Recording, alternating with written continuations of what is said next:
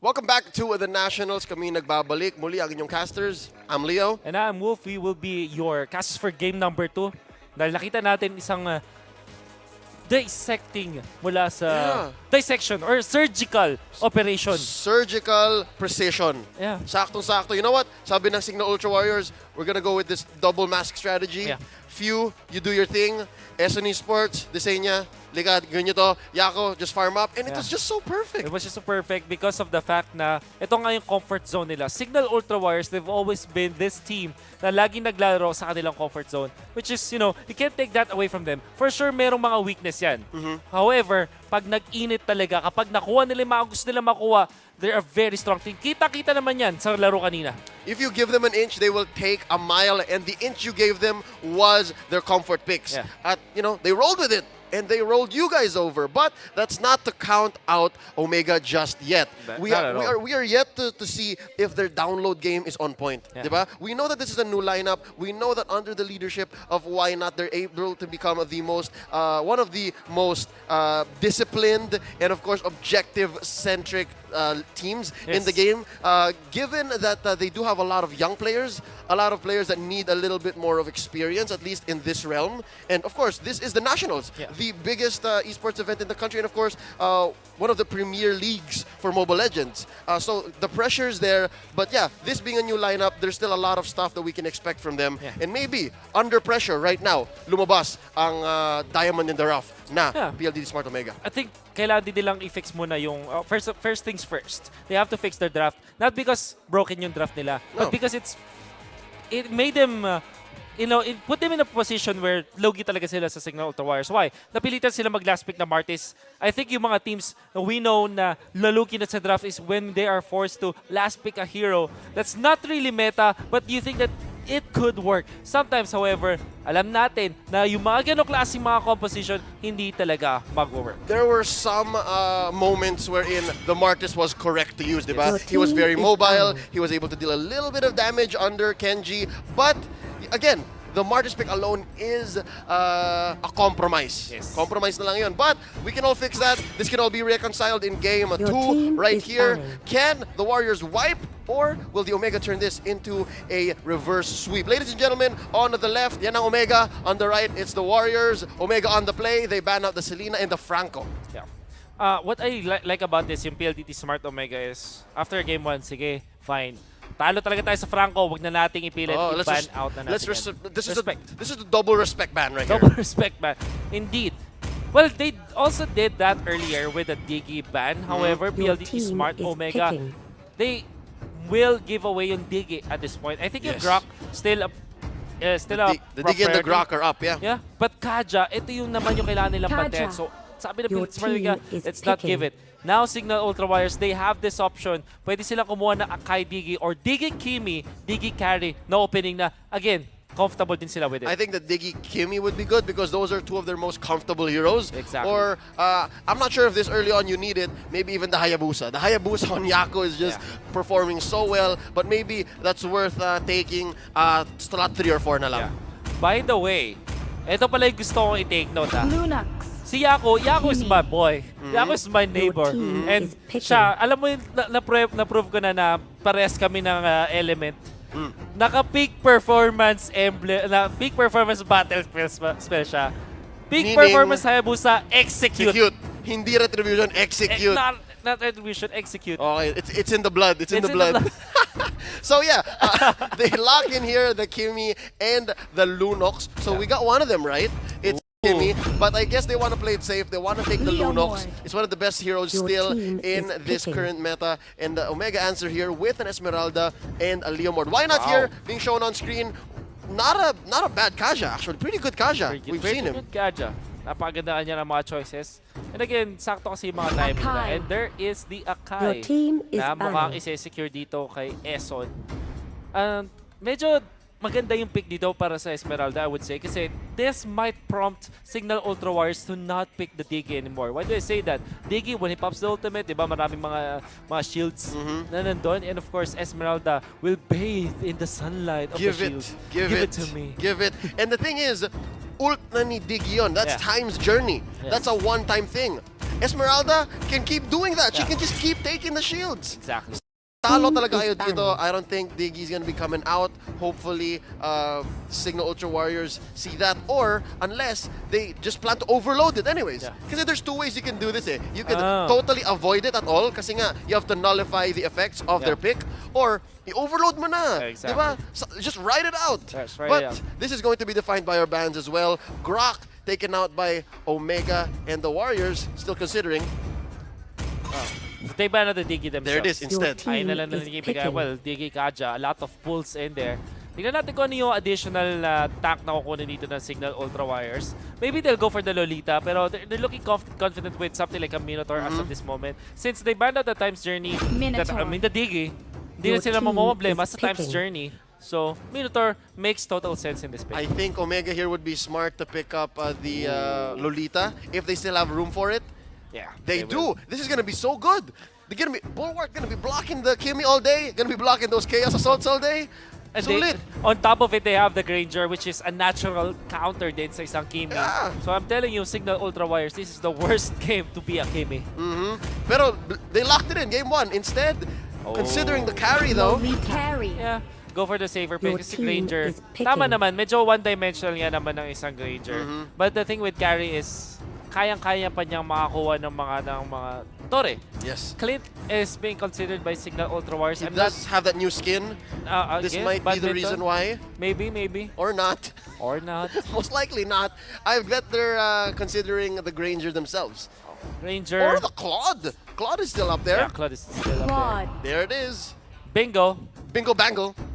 Yeah, Claude, in a 1v1 situation laban sa isang carry, not that good kasi carry, naturally, 1v1 fights will always favor the carry. But throughout the laning phase, lamang ang Claude. Exactly. And not only that, pag teamfights na yung labanan, which is, I think, ito yung lalaroin ng Signal Ultra Wars, they wanna play the teamfight. Kasi just imagine their teamfights just way too amazing. Oh yeah. Yung peel ng PLDT Smart Omega, yun yung top-notch. Pero yung teamfight, when it comes to 5v5 na balagbagan, you will also always have to favor yung Signal Ultra Wires. Ang malakas lang sa side ng Omega when it comes to team fights, I guess, would be the Lolita on that Numenon Blast. Yeah. But even that is a coin flip. That is even a conflict, like you said.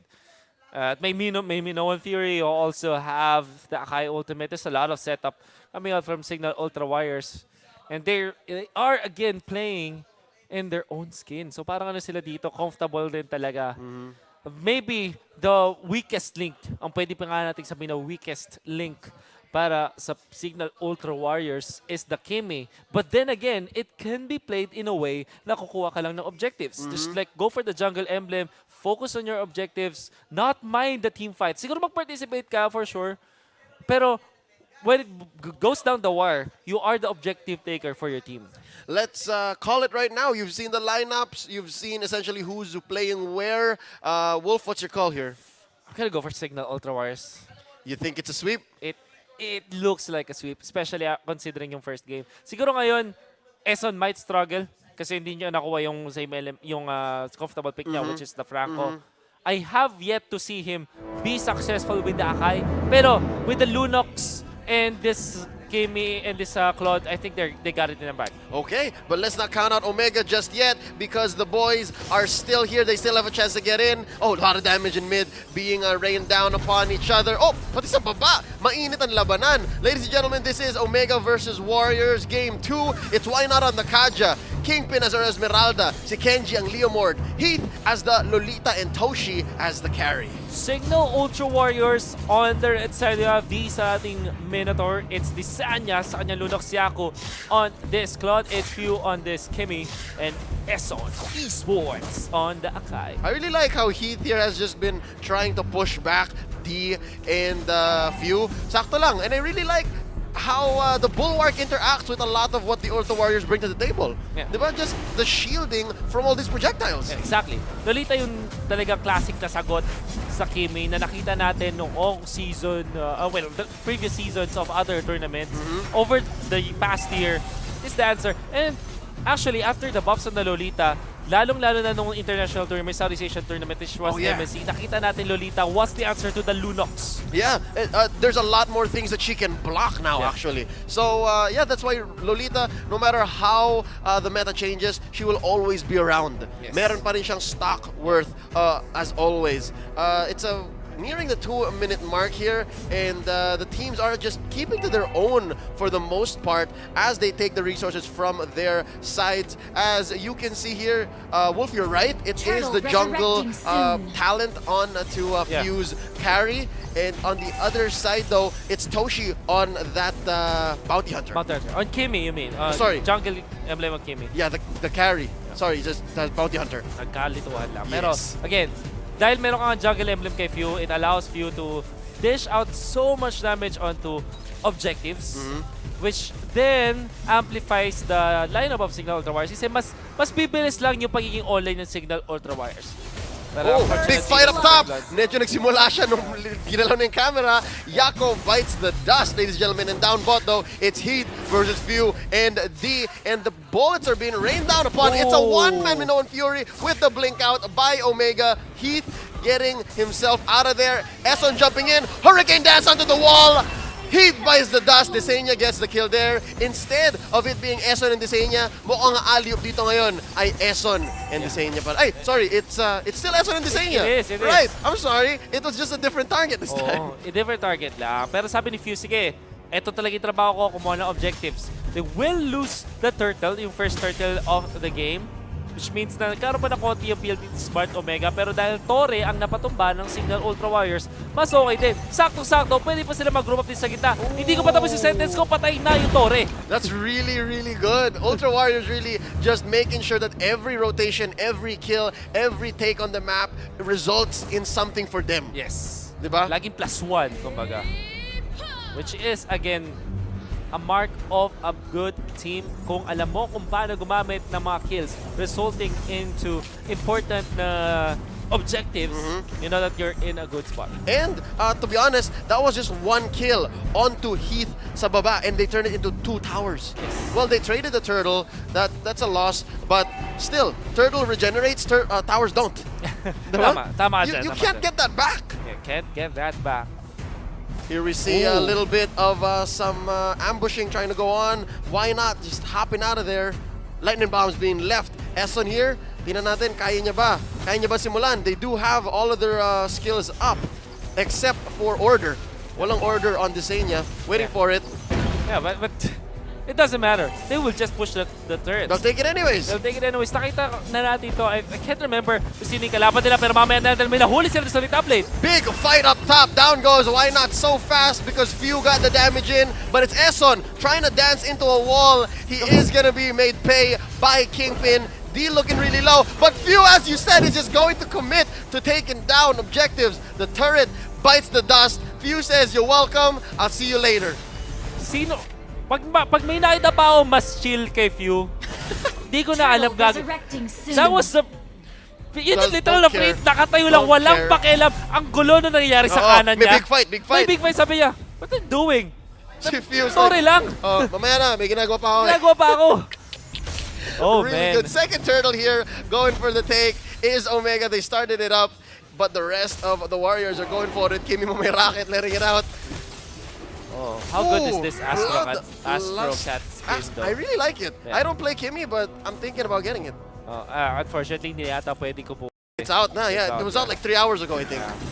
Anyways, we are seeing Signal Ultra Warriors evening up the kills, pero lamang na lamang sila sa map control. It's a red map, far as I'm It's a concerned. red map, like you said, and it's not gonna stop. Mukhang eto na ang gagawin ng PLDT. Ng Signal Ultra Warriors, I mean, they will group up. The train, the freight train continues. At samantala, habang nangyari yun, look who's farming. Yaku Boy. Yaku Boy just chilling like a villain, taking what he can. And as you can see here, the Warriors are trying to distract Omega by taking this push down bot, while Yako keeps the mid in focus. But taken down is why not by Desenia because of the Hurricane Dance on Eson. Kenji taking it as well, even if the Numenon Blast takes a lot of them down. Si Desenia babagsak Blazing na rin. Duet. Blazing Duet. It's fully charged, ladies and gentlemen. Kingpin looking really low, but he is gonna try to get away from here. And D flickering through the wall. Sobrang chill talaga ni Few. He takes another turret down bot.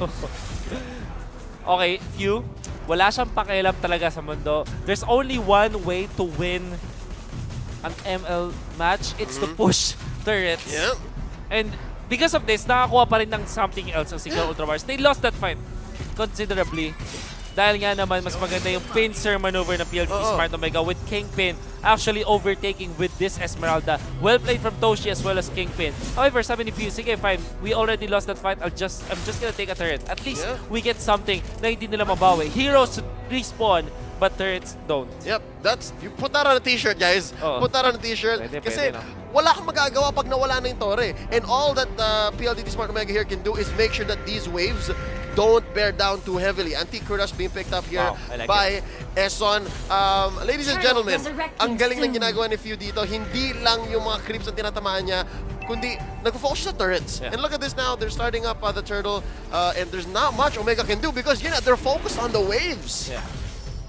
Natural na gawin is to push out the waves. Oh, big fight right here. Why not going for that DJ Divine Judgment on to D, but Eson tries to go out. Why not hitting it? D with that 4-man Minoan of Fury.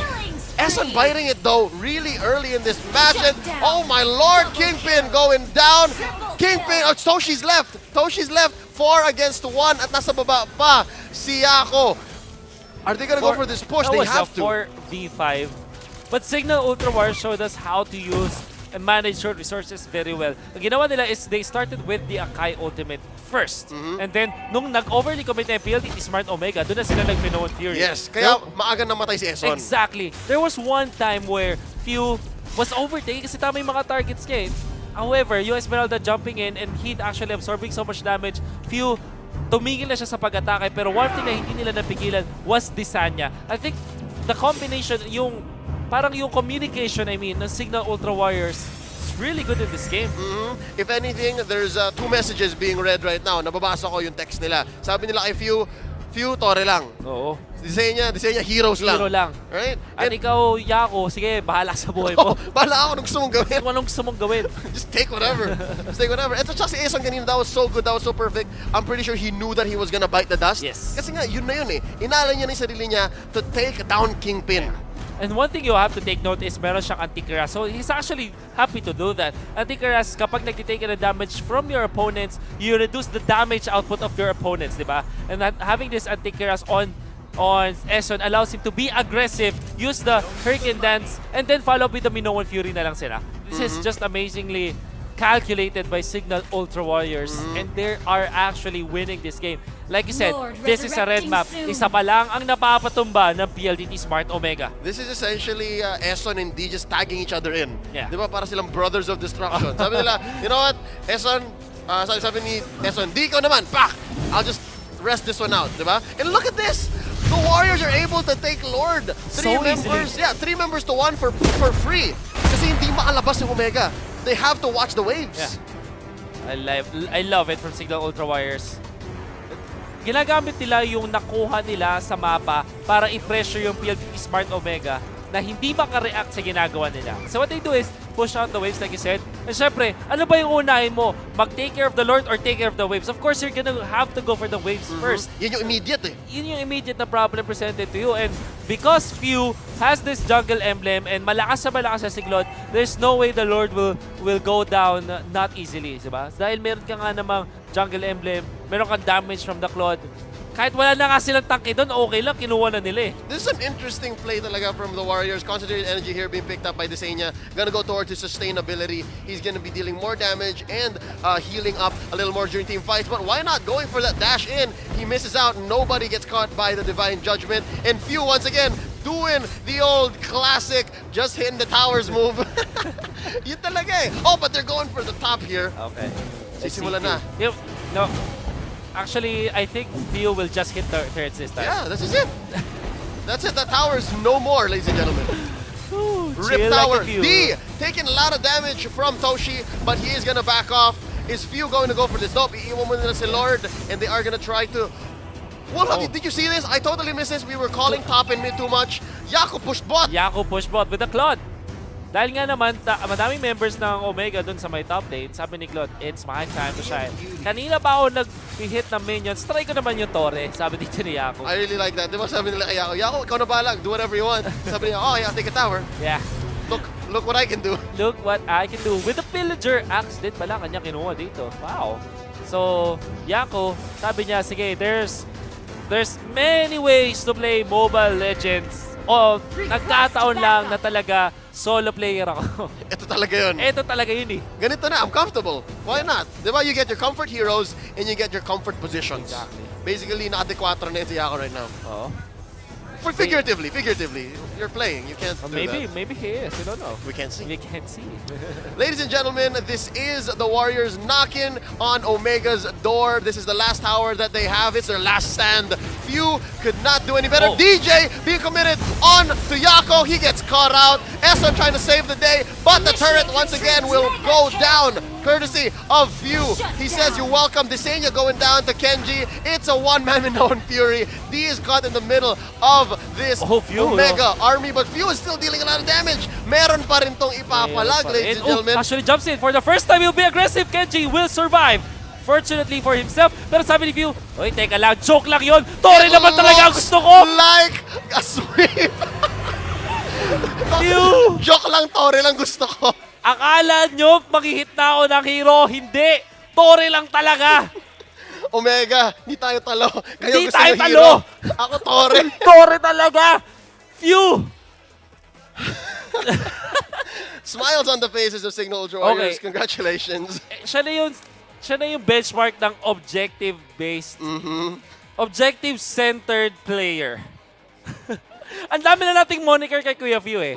Idol ng kids, buy and sell.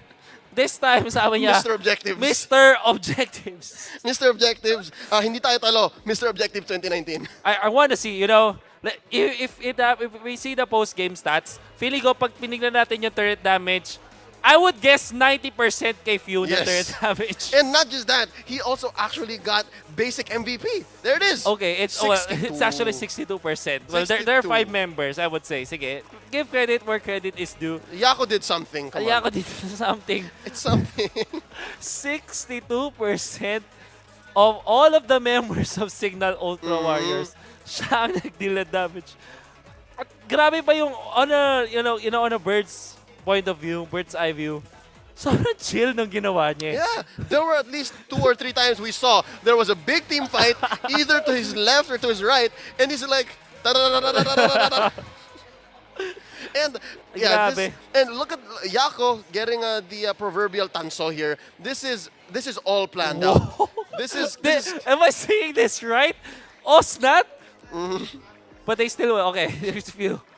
No, sabi ko kalkulado yun eh. Kasi he did what he needed to do. Yeah. He was clean up for creeps Yes. and he was pushing what he can. Yeah. Diba? Off lane essentially. But yeah, congratulations to the MVP of the game.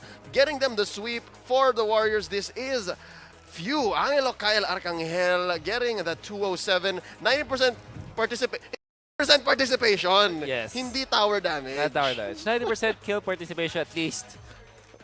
You know, you say what you will kay Few, pero sabi na nating sobrang chill niya, pero silently pala, nagpa-participate pa siya sa team fights. Tumatama pa rin. Tumatama pa rin naman yung mga sago. Yeah, he lets out maximum charge. Yeah. And yeah, yung sago, ang laki nung radius niya, especially if you have energy transformation. That's also true. I really enjoyed this game, ladies and gentlemen. Wolf, was this how you saw it coming? Well, not that ridiculous though. Medyo nandun pa rin na may mag-offlane pa rin, na may mag-push pa rin. There's still objective from Few, but not as ridiculous as that. Not to this extent. Not to this extent. All right, we couldn't have seen it coming, ladies and gentlemen. Could have asked for a better fight. Omega, it seems like the Warriors have your number. Part 1, it was Omega. Yeah. Part 2, Warriors. Definitely. And they had the much needed 2-0. But we are gonna hop into a very quick break for now. Mamaya, makikita natin yung interview. Hopefully kay Mr. Few. Tingnan natin for the correspondent.